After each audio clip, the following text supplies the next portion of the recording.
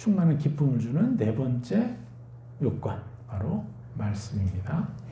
여태까지 우리가 사실 다 제가 선포했던 말씀들이에요. 그런데 이 선포책에 나오는 것을 바탕으로 제가 말씀을 좀 풀어드릴게요. 예레미야 15장 16절을 볼까요? 내가 주의 말씀을 얻어 먹었사오니 주의 말씀은 내게 기쁨과 내 마음의 즐거움이오나. 네 번째 조건은 바로 말씀을 먹는 것입니다. 그런데 말씀을 어떻게 먹어야 됩니까? 제가 선교사로 가서까지도 말씀을 제대로 못 먹었어요. 오랫동안 말씀 받죠. 그런데 제가 한 10여 년 지나고 날 때부터 말씀 이렇게 먹는 것이구나 를 알게 된 거예요. 그래서 제가 여러분들한테 명확히 알려드리고 싶었던 거예요. 제가 예수를 믿은 지 10년 만에 이제 선교사로 나갔지만 그때까지 정말 많은 시간을 제가 말씀을 봤어요.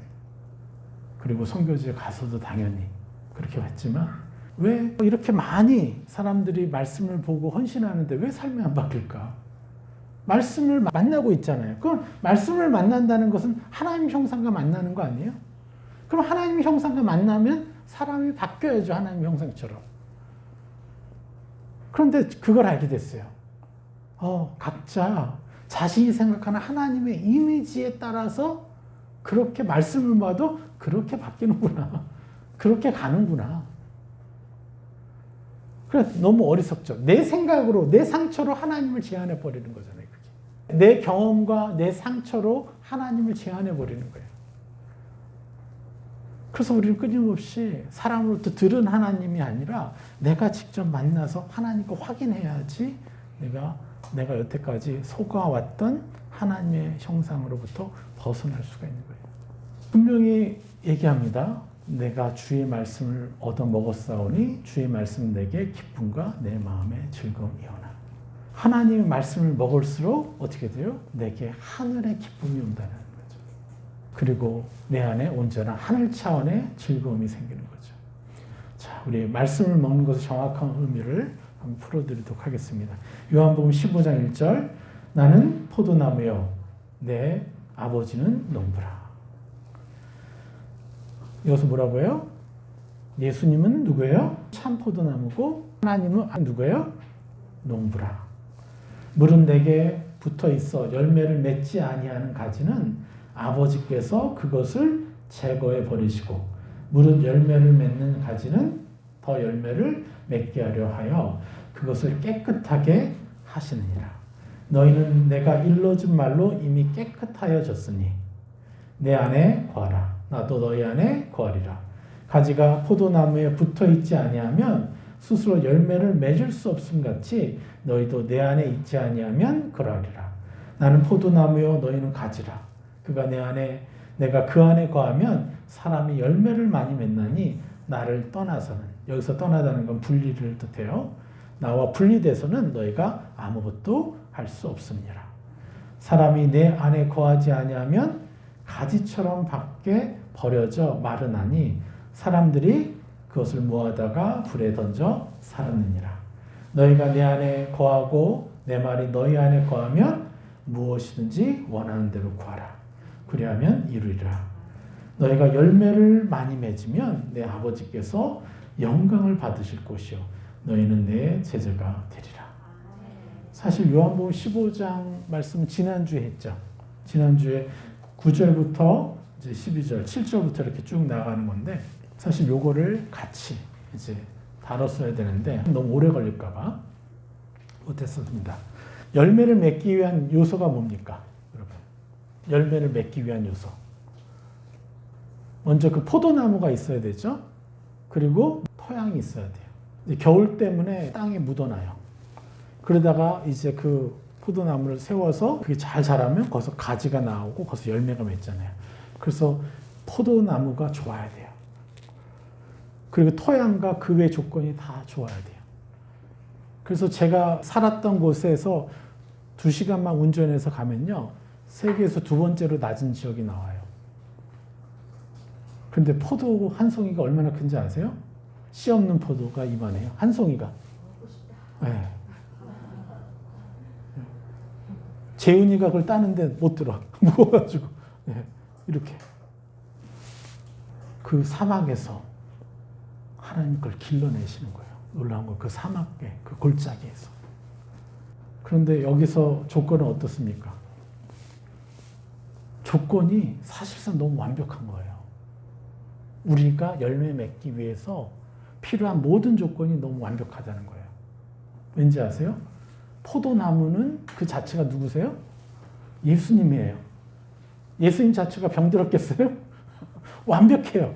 가장 세계 최고의, 전 우주에서 가장 좋은 그런데 토양과 그의 모든 조건은 누가 만들어가요? 농부이신 하나님이. 이 말씀은 조건을 다 이루었다. 그러니까 우리에게서는 당연히 너무나 좋은 열매들이 많이 나와줘야 된다는 얘기를 하는 거예요. 역설적으로.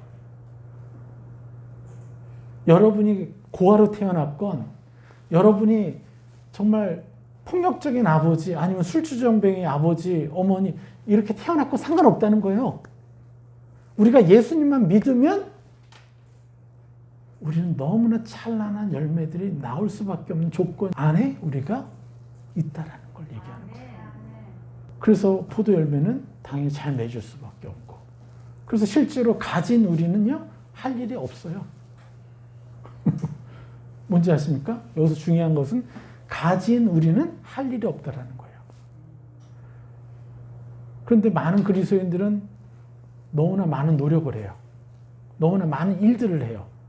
무엇이 되려고요? 의인이 되려고. 우리 그리스도인들은요 사랑하려고 살아야 되고, 내게 새 사람을 입히면서 다른 사람들을 사랑하고, 다른 사람들이 상처를 줘도 하나님께 그걸 가져가서, 왜? 하나님이 그게 가져가기만 하면 하나님이 다 위로해 주시고 나를 안아주시고 또 내 안에 있는 원한을 풀어주시고 오히려 그 나에게 상처 준 그 영혼을 축복할 수 있도록 이끌어 주시잖아요. 그리고 우리에게는 뭐가 있어요? 축복할 권세가 있고. 그래서 우리는 그렇게 의인된 신분을 가지고 그들을 축복하면서 살면 되는데, 대부분의 그리스도인들은 그런 삶의 포커스가 아니라 나는 의인인가 아닌가를 증명해내려는데 시간을 보내고 있는 거예요. 그래서 뭐가 돼요? 아까 분리가 얘기됐죠? 분리라는 단어. 나를 떠나서 너희가 아무것도 할 수 없음이라. 분리가 일어나는 거예요. 예수님 참 포도나무가 나에게 뭘 줘요? 영양을 줄 거 아니에요? 영양분을? 그 영양분이 뭐예요? 너는 의인이다. 너는 이제 새 사람만 입으면 돼. 너는 존귀한 자야. 너는 새 사람만 입으면 돼. 계속 말씀하는데 아니요. 저는 그럴 수 없는데요. 보십시오. 제 꼬라지를 보십시오. 제가 오늘도 이런 실수를 했고 아직도 이런 생각을 하고 있고 여태까지 내가 이렇게 수많은 실수를 했는데 어떻게 내가 의인이 됩니까? 하면서 포도나무에서 가지로 들어오는 하늘의 영양분을 막아버려요. 정죄감으로.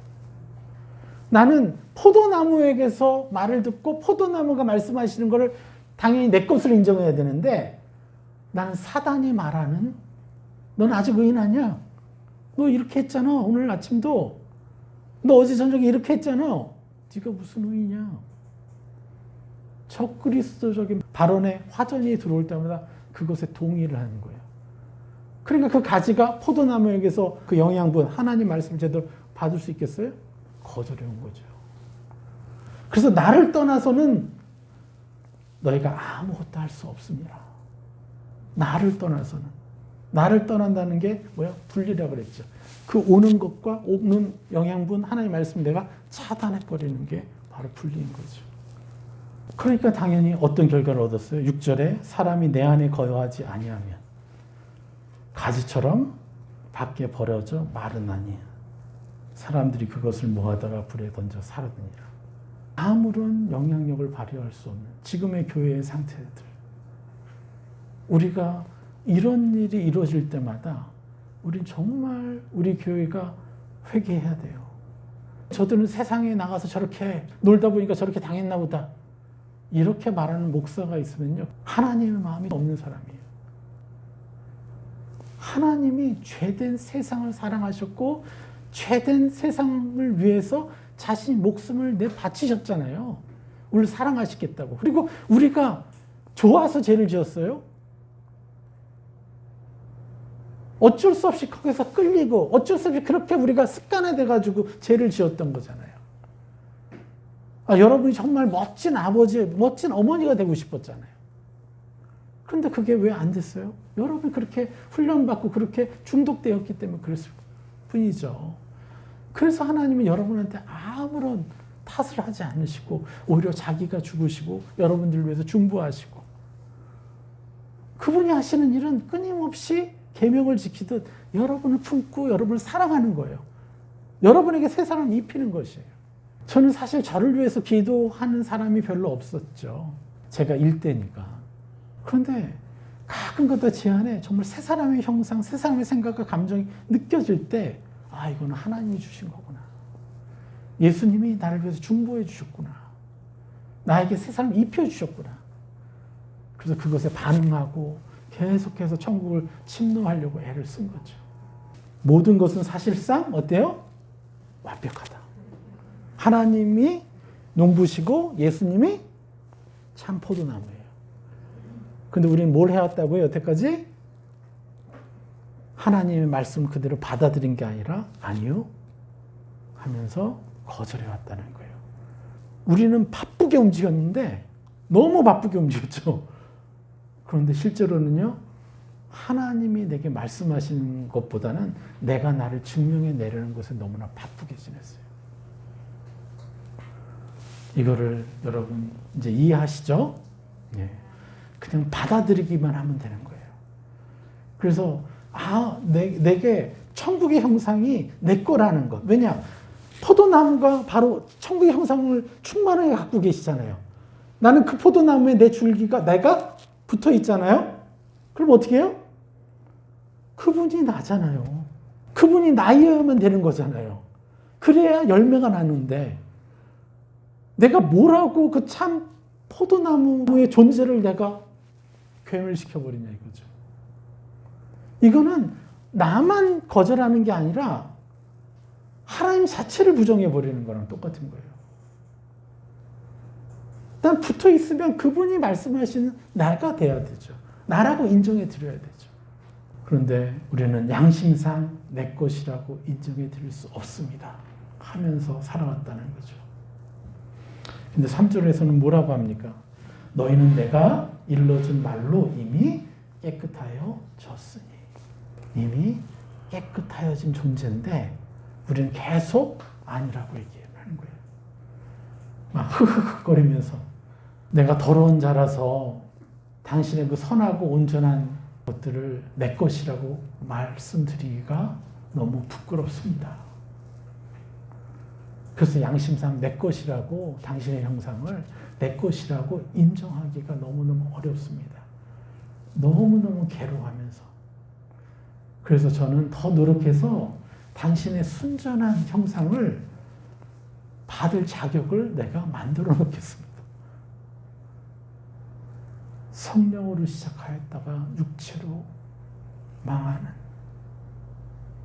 그러한 그리스도인들이 너무 많다는 거죠.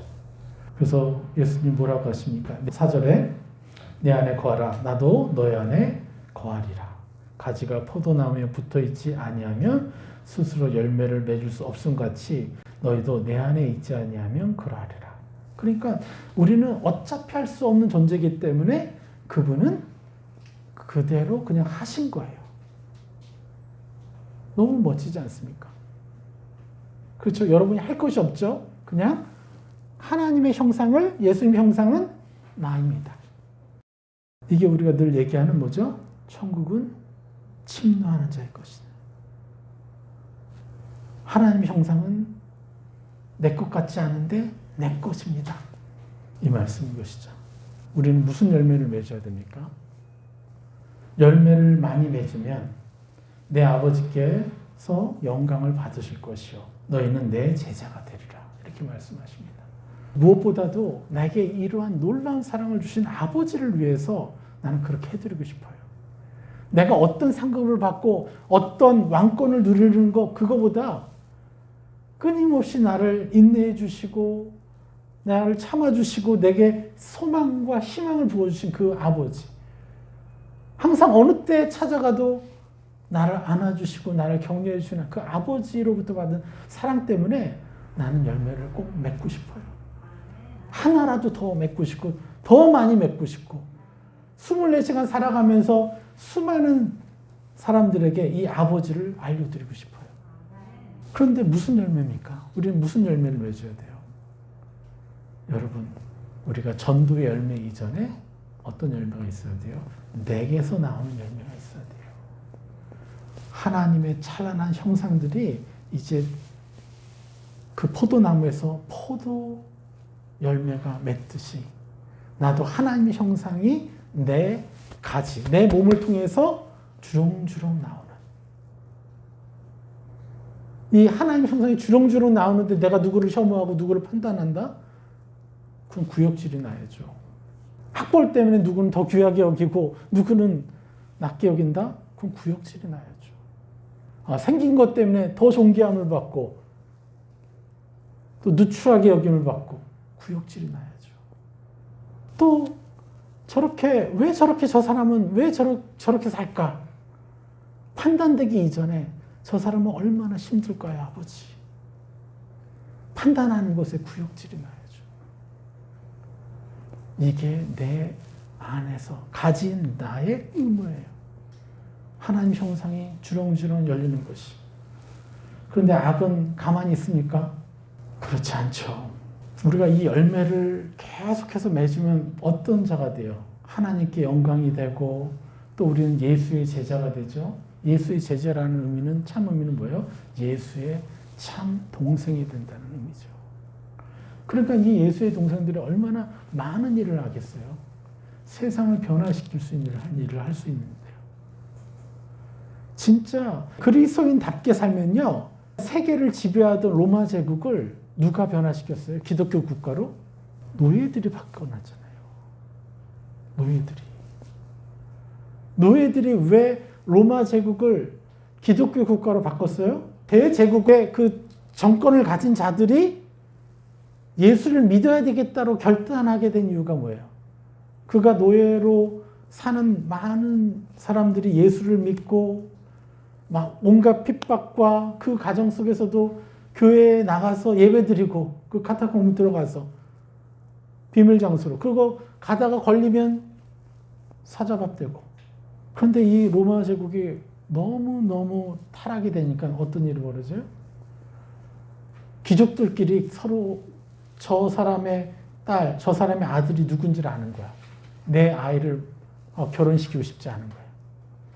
그런데 가만히 보니까 내 종들 중에 그리스도인이 있어요. 근데 너무 순전해. 그들을 양자 삼거나 이렇게 하면서 결혼을 시킨 거예요. 그러면서 이 귀족 사회가 뭐가 돼요? 기독교가 되는 거예요. 그러면서 나중에 이제 역사가 일어난 거죠. 물론 그 후에는 이 정치인들이 황제한테 잘 보이겠다고 종교적인 그리스도인이 돼가지고 이렇게 다 망해버렸지만 그렇게 노예였던 그리스도인이 그렇게 바꿨다는 거예요. 자, 여러분들에게서 이런 열매가 나온다면 하나님의 형상이 주렁주렁 열매가 나온다면 우리는요 세상을 바꿀 수가 있어요. 이렇게. 네. 그리고 우리는 지난 2000년간 이 교회 역사가 어떻게 어둠에게 속임을 당하고 어떻게 어둠에 이용당해 왔는지 너무 잘 알잖아요. 우리는 권력을 탐하는 것이 아니라 오로지 하나님의 형상만을 탐해야 되는 거예요. 그러면요 절대 썩어지지 않습니다. 악은 우리가 그런 것들을 탐할 때 공격하는 거예요.